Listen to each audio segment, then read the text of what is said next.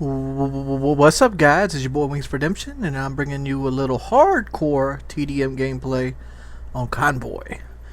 And the reason we played hardcore TDM is because for some reason we couldn't get in a regular TDM game. So, all you guys want hardcore, here you go. But I got another topic I want to discuss today, and it's kind of a big topic, and it's kind of a hard hitting topic that a lot of people disagree with. But the topic I'm going to basically go over with you is why you can't burn in hell. Everybody's heard the saying, I hope you burn in hell, you'll burn in hell if your God doesn't save your soul, or anything like that. But other than the obvious, let me break down why you physically cannot burn in hell. Okay? To do that, or to properly do that, we need to find out what fire is. Alright, everybody knows what fire is. You've seen fire, you know lightning hits a tree, fire happens and ignites. Everybody's seen that, knows that. But what is fire really? Let's look at it on a scientific level. Fire is actually a chemical reaction. Typically a chemical reaction between oxygen and atmosphere or some sort of fuel, be it wood, gasoline, grass, tree, which is wood again, and you got to have some kind of ignition source, because like a tree actually creates oxygen, so it's not going to be like randomly catch on fire. So what it has to do is have some form of heat. For example, sunlight.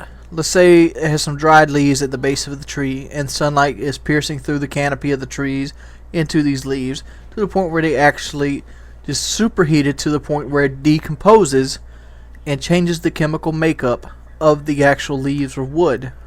Let's use wood at this thing. Something heats the wood to a very high temperature. The heat can come in a lot of different things. We're using sunlight for this example. It takes generally 150 degrees Celsius to break down and ignite a spark in wood. And what this ended up doing is, I'm sorry, I said Fahrenheit. It's 150 degrees Celsius, 300 degrees Fahrenheit. My bad.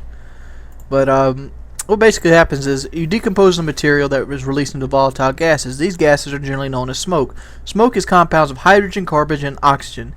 The other things result in the char, the rest of the material, which is purely carbon. And ash is everything that in the wood that cannot burn whatsoever. But what it is at a even deeper rate is atoms. Let's say for example, you have 6 carbon, you have 10 hydrogen, 15 oxygen, plus the heat source, which is the light energy from the sun, and it breaks down and changes its atoms to something else, such as 50 carbon, 10 hydrogen, oxygen plus 10 CH2Os, and carbon. What are those things called? Carbon. I don't know. I'm just doing this off the top of my head. I'm trying to remember the actual makeup of fire. What it does is it changes the atom's compound into it, and it creates photons. Photons then react with your skin. That's why you see different lights, and that's why there's different colors, because each atom in the actual wood or pieces itself is reacting differently. And as it gets hotter, it changes color because the atom itself is changing makeup. It's becoming something completely different, and that happens in a chemical reaction. So what this basically all tells us is that one, I suck at explaining what fire actually is, but two, it explains that you need atoms to create fire itself.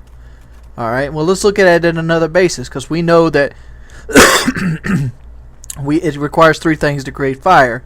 You need an energy source, you need a oxygen or some other gassy source. Oxygen generally is the gas it uses, and you need a fuel type material, something that is able to catch fire. Like cement is unable to catch fire because it does not create the proper atoms to catch fire. That makes sense. So when somebody tells you that you're going to go to hell and you're going to burn for a long time, what does that mean to you? Well, one, you could ask them, like, if I go to hell, I'm dead, right? And if I'm dead, I don't have any living atoms in my body because I'm a celestial being at that point, right?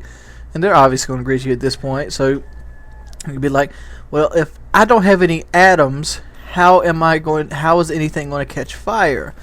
And then they might throw the whole bullshit like, well, it's magical fire.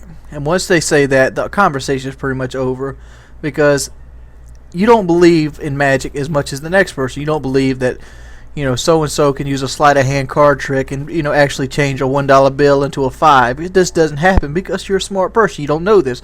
So why would you believe that in magic fire? Fire is not magic, but for hundreds of years, humans have believed it was magic until we actually broke down and understood what fire was. Another pointed example. You are dead. Your earthly body no longer exists. What causes pain? Well, pain is a feeling that your body puts out through nerve endings that tells your brain that your body is becoming damaged. If you no longer have a body or a earthly vessel, how will the fire react with your atoms or protons in your skin to cause the pain? You no longer have nerve endings, so why are you even fearing fire? And if all this is true, what does fire tell us? It tells me that they have electricity, oxygen, light, and an atmosphere in hell, and that's some way you can change those to the point where you can make hell livable. You could probably escape the fire. You could probably get out of there. And if you're eternal, because you're going to burn forever, you have plenty of time to think about how to escape the fire. How many people have died in the last 400 years?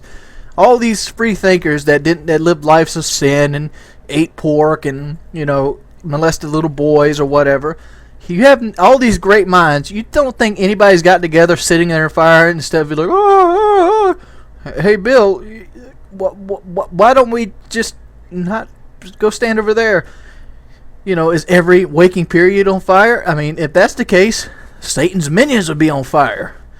I mean, it's just silly. The idea of hell is silly, and that's the reason you can't burn in hell. I mean, it's just, as Spock would say, illogical. It's really, really dumb.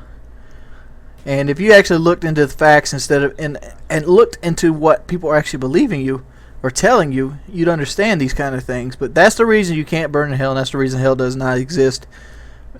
Period.